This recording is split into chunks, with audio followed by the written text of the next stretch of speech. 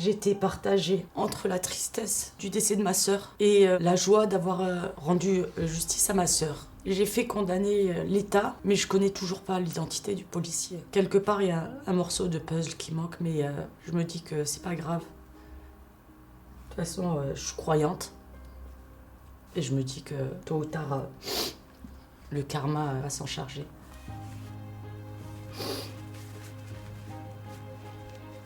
Ma sœur est morte de 3 causes différentes. Hémorragie interne et noyade. Ma sœur s'est mariée en juillet 2008. Elle a fait venir son mari en France suite à un regroupement familial. Ça se passait pas du tout bien. Je n'étais pas au courant, bien que j'étais très fusionnelle avec ma sœur. Pour me protéger, elle ne m'a rien dit. La veille de son décès, elle est partie avec ma mère à la préfecture pour dénoncer les violences qu'elle subissait. Et la dame du service des étrangers était tellement choquée des propos que ma sœur tenait parce qu'elle avait été menacée d'être vive, de quitter son bébé. Ça, c'est des propos du mari de ma sœur. Au vu de la gravité des propos, la dame du service étranger lui a conseillé d'aller au commissariat central pour déposer plainte. C'est ce qu'elle a fait en sortant de la préfecture avec ma mère. Elles ont bien été reçues au commissariat central. Ma sœur a bien été reçue par un OPJ qui a lu la lettre qu'elle venait d'écrire à la préfecture où elle dénonçait les menaces de mort. Il a lu tout ça dans le plus grand des calmes, l'a renvoyée au commissariat de quartier alors qu'elle était au commissariat central qui était en travaux à ce moment-là et elle n'aurait jamais pu déposer plainte de toute manière. Et ma sœur est décédée le lendemain. J'ai pas trop insisté dans les autres interviews sur la gravité de ce qui s'est passé, bien que le décès de ma sœur soit déjà énorme. C'est que j'ai failli perdre ma maman aussi.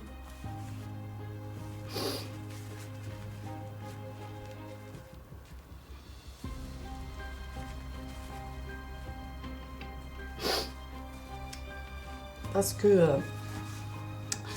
ma mère s'est rendue chez ma sœur. Mon beau-frère lui a ouvert la porte et il a fait monter ma mère. Ma mère cherchait ma sœur, lui a dit qu'elle était dans la chambre. Quand ma mère est arrivée à la porte de la chambre, elle a vu mon neveu, qui était âgé de 2 mois à l'époque, sur le lit en body et avec toutes les affaires de l'armoire par terre. Sachant que ma sœur est très maniaque sur le ménage, elle s'est retournée pour lui demander où est ma fille et elle s'est pris le premier coup de marteau sur la tête. Quand elle a réussi à lui arracher le marteau, il a sorti un coup de sa taille. Il s'est sur elle. Il lui mettait des shoots dans la tête, des coups de couteau.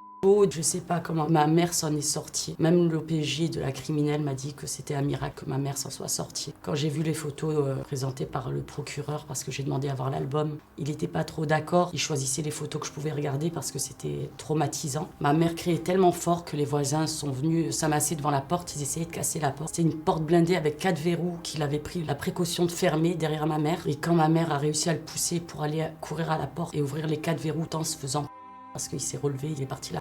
Quand elle a réussi à ouvrir la porte, la voisine du dessus s'est avancée. Il voulait aller dans la chambre, prendre le petit et se jeter, mais elle avait trop avancé, la voisine. Et il est parti se jeter par la fenêtre de la cuisine et il est mort pratiquement sur le coup. Ma mère et la voisine se sont mises à chercher ma sœur. Ma mère, quand elle est rentrée dans la salle de bain, elle a vu un amas dans la baignoire. Il y avait des couvertures, un transat. Elle a commencé à enlever et en rentrant sa main dans l'eau, elle a touché ma sœur. Ma sœur était déjà morte. La police s'est déplacée 24 heures après que ma sœur ait demandé au secours, mais on l'a pas entendu à ce moment-là.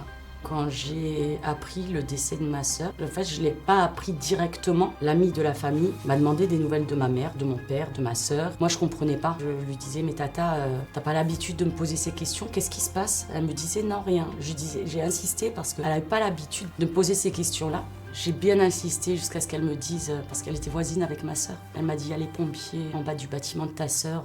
J'ai entendu dire qu'un Tunisien a ta femme et à ce qui paraît, elle est de la famille CI. Et là, mon téléphone tombe, moi je tombe. J'avais mes enfants avec moi.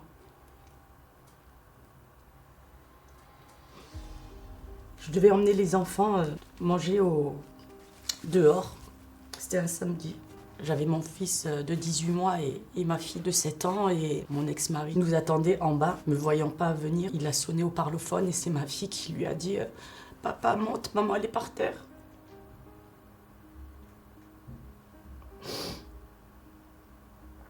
Il a laissé la voiture en plein milieu de la route, en warning. Il est monté. Il m'a trouvé en train d'hurler. J'avais qu'une phrase, en fait. Je réussissais à dire qu'une phrase. Alam est morte. Alam est morte. Répéter ça en boucle pendant je sais même pas combien d'heures. Je me tapais la tête par terre. J'ai les plombs parce qu'on m'avait arraché ma moitié. Mais ce qu'on m'avait caché, c'est que ma mère avait été attaquée. Donc on a pris la route à 2h du matin. Ma mère était toujours aux urgences. Donc avec mon ex-mari, dans l'après-midi, on va sortir ma mère des urgences. Rebelote, je vois ma mère, c'est pareil, hein, on refond en larmes. On n'y croit pas, on n'a pas envie d'y croire, mais c'est la réalité. Il y a eu autopsie de ma sœur, de mon ex-beau-frère. J'avais accompagné ma mère à l'audition et c'est là que j'apprends tout. Ma sœur est morte de 3 causes différentes. Hémorragie interne et noyade. J'étais à la limite de m'évanouir. Tout ce qu'on m'avait caché. C'est vrai que j'en ai un peu voulu à ma mère parce qu'on m'avait rien dit. J'en ai même voulu à un moment à ma sœur parce qu'elle ne m'a rien dit. Sur le coup, vous comprenez pas pourquoi on vous dit rien. C'est avec les années que vous comprenez pourquoi on vous a rien dit. Ma sœur voulait juste me protéger alors qu'il aurait fallu que ce soit moi qui la protège. J'ai promis 2 choses à ma sœur à la morgue. M'occuper de son fils comme le mien, chose que j'essaye de faire tous les jours. Mes enfants considèrent que c'est leur frère, je considère que c'est mon fils. Et la deuxième promesse que j'ai faite à ma sœur, c'est lui rendre justice. Parce qu'on n'avait pas voulu l'écouter la veille de son décès. Je suis rentrée dans un combat judiciaire très long. Au début, j'ai déposé plainte contre X parce que je voulais retrouver le policier en question qui avait renvoyé ma sœur dans les bras de son bourreau, se faire le lendemain. Je lui en ai énormément voulu à ce policier. J'étais vraiment dans la haine, c'était devenu une obsession pour moi. Parce que quand ma sœur lui a tendu la lettre où elle dénonçait les violences qu'elle subissait, et quand on lui a tendu et qu'il a lu cette lettre, il lui a redonné et il l'a renvoyé au commissariat de quartier. Et quand elle lui a dit « Mais monsieur, s'il m'arrive quelque chose », il lui a coupé la parole et il lui a dit « Si vous arrive quelque chose, vous direz que c'est la faute de la police ». Une des phrases que je n'oublierai jamais de ma vie. C'est comme s'il avait autorisé le bourreau à faire ce qu'il avait à faire, avec son consentement. Je ne pouvais pas accepter. J'ai déclenché une enquête de l'IGPN. Il y a une enquête qui a été faite par le directeur de la sûreté départementale du Bas-Rhin. J'ai envoyé des lettres à tous les ministères. On n'a pas retrouvé ce policier. Et moi, du moment où j'avais un numéro de plainte, j'ai appelé toutes les semaines le tribunal de grande instance de Strasbourg, le bureau d'ordre pénal, pour savoir où en était l'affaire de la plainte contre X. On m'a dit, c'est une procédure très longue, ça va se faire. Et toutes les semaines, j'appelais. Un matin, je me réveille, j'appelle mon avocate et je lui demande à ce qu'on se constitue partie civile devant le doyen des juges d'instruction. C'est ce qu'elle a fait et je reçois un refus du doyen des juges d'instruction du tribunal pénal, motivé par l'absence de plainte initiale, sachant que j'appelais toutes les semaines pendant 2 ans et demi avec un numéro de plainte et on me dit qu'il n'y a pas de plainte initiale. J'appelle le bureau d'ordre pénal une fois de plus, comme si de rien n'était, et je leur demande des nouvelles de l'affaire comme je faisais toutes les semaines pendant 2 ans et demi, et la dame me dit ça va bientôt être traité, sachant qu'à l'époque, si vous ne déposiez pas plainte dans les 3 ans, vous ne pouvez plus rien faire, vous ne pouvez plus déposer plainte. Moi, ça faisait 2 ans et demi. Encore 6 mois et je ne pouvais plus rien faire. Je lui ai dit à quel moment vous allez arrêter de vous de ma.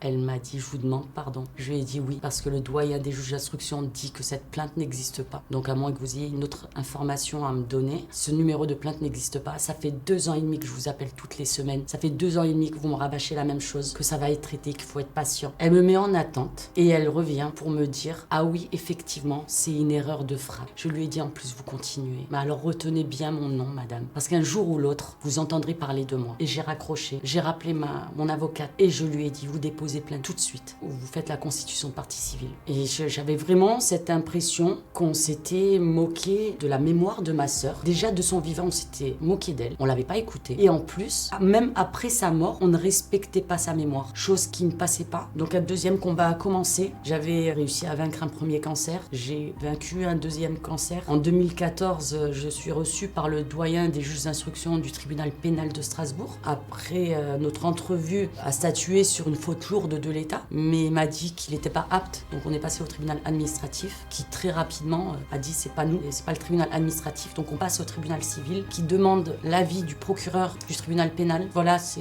pour vous dire que j'avais l'impression d'avoir balancé une patate chaude, que tout le monde se renvoyait. Tout le monde savait que l'État allait être condamné, mais personne ne voulait prendre la responsabilité de la condamnation. Sauf que le tribunal civil a été mis dos au mur et ils ont été dans l'obligation de statuer sur la condamnation de l'État pour faute lourde. J'ai fait condamner l'État le 17 mars 2021 pour faute lourde et dysfonctionnement des services de la justice. J'étais partagée entre la tristesse du décès de ma sœur et la joie d'avoir rendu justice à ma sœur. J'ai fait condamner l'État, mais je connais toujours pas l'identité du policier. Quelque part, il y a un morceau de puzzle qui manque, mais je me dis que c'est pas grave. De toute façon, je suis croyante. Et je me dis que tôt ou tard, le karma va s'en charger. Suite à la condamnation, j'ai décidé de créer mon association d'aide aux victimes de violences conjugales et intrafamiliales. En fait, vous ne pouvez pas vous imaginer, puisque moi-même je ne l'ai pas imaginé, l'ampleur de ce fléau. C'est une vraie tragédie ce qui se passe sur le terrain, parce que quand on voit que 13 ans après la condamnation de l'État, quand moi je suis obligée encore la semaine dernière de mettre un coup de pression à un commissariat, que le policier prenne en compte la plainte d'une des victimes que je suis, et qu'il y a des commissariats qui continuent à refuser les plaintes de victimes, c'est juste abominable. Je pense que les lois sont très mal faites. Elles sont incomplètes parce qu'il y a trop de dysfonctionnements. Il y a des lois qui vont à l'encontre du raisonnable. On est à plus de 30 victimes de féminicide. C'est largement, on a déjà dépassé le chiffre annuel de l'Espagne. À un moment, il va falloir faire une table ronde. C'est ce que je demande à Monsieur Darmanin, à Monsieur Macron, tous les membres du gouvernement. Je demande à être reçu par un membre du gouvernement, avec différentes associations et surtout des victimes pour justement expliquer ce qui se passe dans la réalité, sur le terrain, pour voir des solutions concrètes. Parce que les cris, c'est bien, mais les actes, c'est mieux. Au début, quand une victime s'adressait à moi, je la prenais comme si c'était ma sœur. Je m'investissais peut-être plus que de raison. Comme j'avais pas réussi à sauver ma sœur, je revivais le féminicide de ma sœur et il fallait absolument, quitte à mettre ma santé en danger, c'est-à-dire qu'il y a des fois où je n'ai pas dormi pendant plusieurs jours, je tenais absolument à résoudre le problème toute seule. À chaque fois qu'une victime prenait contact avec moi, non seulement je revivais le féminicide de ma sœur, mais déjà quand c'était dans l'état de violence conjugale ou intrafamiliale, je revivais la mort de ma sœur. Donc c'était atroce. Entre-temps, là ça fait 1 an que mon association est créée, j'ai appris à gérer mes émotions, j'ai appris à me blinder, j'ai été suivie psychologiquement aussi pour pas m'imprégner de l'histoire de ces victimes qui me touchent au plus profond de mon cœur. Et justement, quand je parlais de cœur et d'âme, ça me touche au plus profond de mon cœur, mais je veux pas que ça touche mon âme, parce que si ça touche mon âme, je ne pourrai pas aider d'autres victimes.